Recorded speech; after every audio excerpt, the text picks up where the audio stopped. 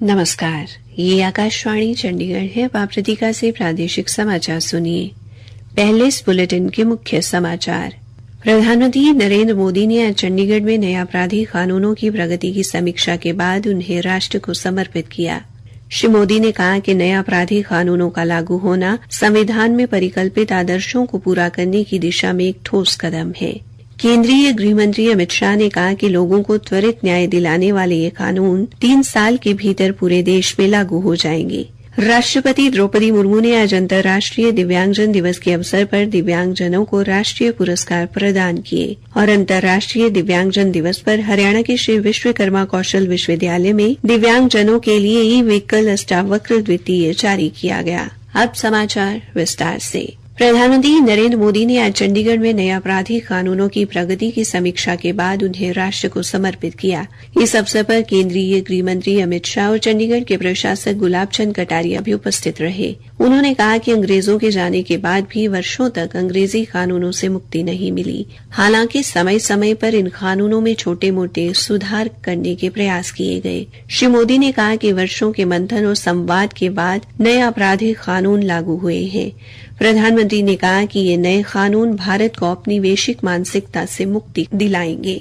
एक ऐसे समय में जब देश विकसित भारत का संकल्प लेकर आगे बढ़ रहा है, जब संविधान के 75 वर्ष हुए हैं, तब संविधान की भावना से प्रेरित भारतीय न्याय संहिता का प्रभाव में आना एक बहुत बड़ी शुरुआत है।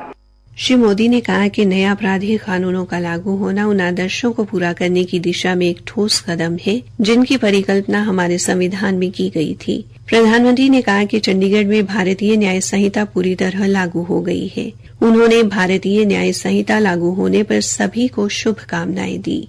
मैं इस अवसर पर सभी देशवासियों को भारतीय न्याय संहिता, नागरिक संहिता के लागू होने की अनेक अनेक शुभकामनाएं देता हूं। साथियों, देश की नई न्याय संहिता अपने आप में जितना समग्र दस्तावेज है, इसको बनाने की प्रक्रिया भी उतनी ही व्यापक रही। इसमें देश के कितने ही महान संविधानविदों और कानूनविदों की मेहनत जुड़ी है। श्री मोदी ने भारतीय न्याय संहिता के मौजूदा स्वरूप को लागू करने में सहयोग के लिए सर्वोच्च न्यायालय, उच्च न्यायालयों विशेषकर पंजाब एवं हरियाणा उच्च न्यायालय और चंडीगढ़ बार काउंसिल के सदस्यों को धन्यवाद दिया। इससे पहले प्रधानमंत्री ने पुलिस द्वारा नए कानूनों के लागू होने के बाद कानून प्रवर्तन, न्यायिक प्रक्रिया और साक्ष्य प्रबंधन में सुधार को प्रदर्शित करने के लिए थिएटर कलाकारों की मदद से किए गए लाइव प्रदर्शन को देखा। आज चंडीगढ़ में प्रधानमंत्री नरेंद्र मोदी द्वारा नए आपराधिक कानूनों की प्रगति की समीक्षा के मौके पर केंद्रीय गृह मंत्री अमित शाह ने कहा कि नए आपराधिक कानून लागू करने का उद्देश्य लोगों को त्वरित न्याय दिलाना है। श्री अमित शाह ने कहा, इसके पहले जो कानून थे 160 साल पहले बने, अंग्रेजों द्वारा बनाए गए, अंग्रेजों की पार्लियामेंट में बनाए गए और नागरिक की जगह अंग्रेजों के शासन की सुरक्षा के लिए बनाए। मोदी जी ये जो 3 कानून लेकर आए हैं, ये भारतीयों द्वारा बने, भारत की संसद में बने और भारत के नागरिकों को न्याय मिले, सुरक्षा मिले, इसके लिए बनाया गया है। गृह मंत्री ने चंडीगढ़ में भारतीय न्याय संहिता पूरी तरह लागू होने पर बधाई दी और कहा कि ये कानून 3 साल के अंदर पूरे देश में लागू हो जाएंगे। आज देश की आपराधिक कानून प्रणाली के लिए एक स्वर्णिम अक्षर है। आज यह दिन हमारी क्रिमिनल जस्टिस सिस्टम में सुवर्ण अक्षरों से अंकित किया जाए, क्योंकि आज ही भारतीय न्याय संहिता, भारतीय नागरिक सुरक्षा संहिता और भारतीय साक्ष्य अधिनियम को पूर्णतया इम्प्लीमेंट करने वाला देश का सबसे पहला यूनिट हमारा चंडीगढ़ बनने जा रहा है। इसलिए चंडीगढ़ वालों को बहुत बहुत बधाई। प्रादेशिक समाचार आकाशवाणी चंडीगढ़ से प्रसारित किए जा रहे हैं। राष्ट्रपति द्रौपदी मुर्मू ने आज नई दिल्ली में अंतर्राष्ट्रीय दिव्यांगजन दिवस के अवसर पर 33% की दिव्यांगता वाले अनुकरणीय व्यक्तियों और संस्थाओं के सशक्तिकरण के लिए राष्ट्रीय पुरस्कार प्रदान किए। राष्ट्रपति ने अपने संबोधन में कहा कि प्रतिवर्ष अंतर्राष्ट्रीय दिव्यांगजन दिवस का आयोजन कराना मानव समुदाय में संवेदनशीलता का प्रमाण है। उन्होंने कहा कि दिव्यांगजनों को हर तरह से बाधा मुक्त वातावरण सुलभ कराना समाज की प्राथमिकता होनी चाहिए। राष्ट्रपति ने कहा कि इस पुरस्कार के विजेता समाज के लिए आदर्श के रूप में उभर कर सामने आ रहे हैं।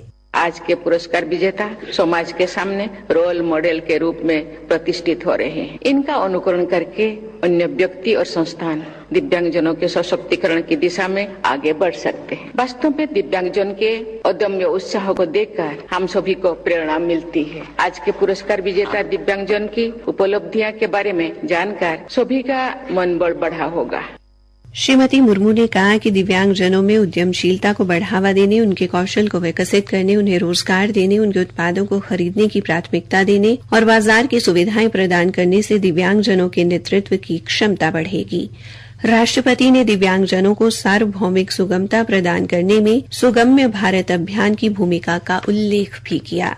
आज अंतर्राष्ट्रीय दिव्यांगजन दिवस के अवसर पर श्री विश्वकर्मा कौशल विश्वविद्यालय में कुलपति डॉक्टर राज नेहरू और राष्ट्रीय प्रौद्योगिकी संस्थान दिल्ली के डीन प्रोफेसर उज्जवल कल्ला द्वारा आज दिव्यांगजनों के लिए ई व्हीकल अष्टावक्र द्वितीय जारी किया गया। कबाड़ से बना ये ई व्हीकल दिव्यांगजनों के लिए सड़क से लेकर उबड़ खाबड़ वाले रास्तों पर काफी कारगर होगा। इसे 4 पहियों के साथ डिजाइन किया गया है ताकि ये खराब रास्तों पर भी संतुलित रहे। अष्टावक्र द्वितीय को श्री विश्वकर्मा कौशल विश्वविद्यालय के उत्कृष्टता केंद्र में विद्यार्थियों ने डिजाइन और फैब्रिकेट किया है। इस पर महज 35,000 रुपए की लागत आई है और ये अधिकतम 60 किलोमीटर प्रति घंटा की रफ्तार से दौड़ सकता है। अंतर्राष्ट्रीय गीता महोत्सव में चल रहे सरस और शिल्प मेले में विभिन्न राज्यों से पहुंचे शिल्पकारों की हाथों की अद्भुत कारीगरी सबको प्रभावित कर रही है। अंतर्राष्ट्रीय गीता महोत्सव के मेले में असम से आए शिल्पकार अपने साथ बांस से बना घर की साज सज्जा का सामान अपने साथ लेकर आए हैं, तो गुजरात के एक शिल्पकार पैचवर्क वाले कुशन और चादर व अन्य सामान बेच रही हैं। मेरा नाम रेखा है, मैं गुजरात से आई हूँ। मैं 12-13 साल से आ रही हूँ। जितने दिन भी हम यहाँ रहते हैं बहुत अच्छा रिस्पांस मिलता है और बहुत सुकून मिलता है। बहुत अच्छा यहाँ पर कमाई का साधन बन जाता है। ये शिल्पकार अपनी हस्तशिल्प कला से अपने साथ दूसरे लोगों को भी आजीविका कमाने के अवसर प्रदान करते हैं। हरियाणा में राज्यसभा की एक सीट पर उपचुनाव के लिए आज से नामांकन प्रक्रिया शुरू हो गई है। उम्मीदवार 10 दिसंबर तक नामांकन दाखिल कर सकते हैं। ये सीट कृष्णलाल पवार के त्यागपत्र के बाद खाली हुई थी।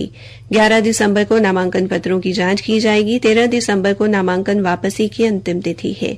रिटर्निंग अधिकारी अशोक कुमार मीणा ने बताया कि अगर जरूरत पड़ती है तो 20 दिसंबर को मतदान कराया जाएगा। सुबह 9 बजे से शाम 4 बजे तक मतदान के बाद उसी दिन मतगणना होगी। हरियाणा की महिला एवं बाल विकास मंत्री श्रीमती श्रुति चौधरी ने कहा कि विभाग का हर अधिकारी अपने क्षेत्र में जाए और लोगों की समस्याओं को खुद सुने। साथ ही उन्होंने अधिकारियों को ड्यूटी चार्ट बनाने को भी कहा, जिसमें अधिकारी की किस दिन कहां ड्यूटी लगी है इसकी पूरी जानकारी हो। श्रीमती चौधरी ने महिला एवं बाल विकास विभाग के अधिकारियों के साथ समीक्षा बैठक के दौरान ये निर्देश दिए। उन्होंने कहा कि फील्ड ड्यूटी पर तैनात अधिकारी अगर अपने क्षेत्र में नहीं जाएगा तो उनके खिलाफ सख्त कार्रवाई की जाएगी। मंत्री ने कहा कि वे स्वयं भी जमीनी स्तर पर योजनाओं का कार्यान्वयन देखने के लिए दौरे करेंगी।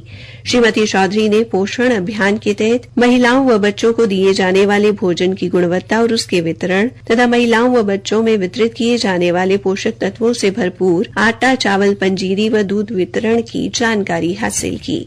अंत में मुख्य समाचार एक बार फिर। प्रधानमंत्री नरेंद्र मोदी ने आज चंडीगढ़ में नए आपराधिक कानूनों की प्रगति की समीक्षा के बाद उन्हें राष्ट्र को समर्पित किया। श्री मोदी ने कहा कि नए आपराधिक कानूनों का लागू होना संविधान में परिकल्पित आदर्शों को पूरा करने की दिशा में एक ठोस कदम है।